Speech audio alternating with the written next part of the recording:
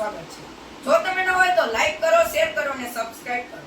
તો આજે આપણી સાથે છે ભરતભાઈ સોની તબલા। તો આજે આપણે ગાવાના છે કળજુગનો।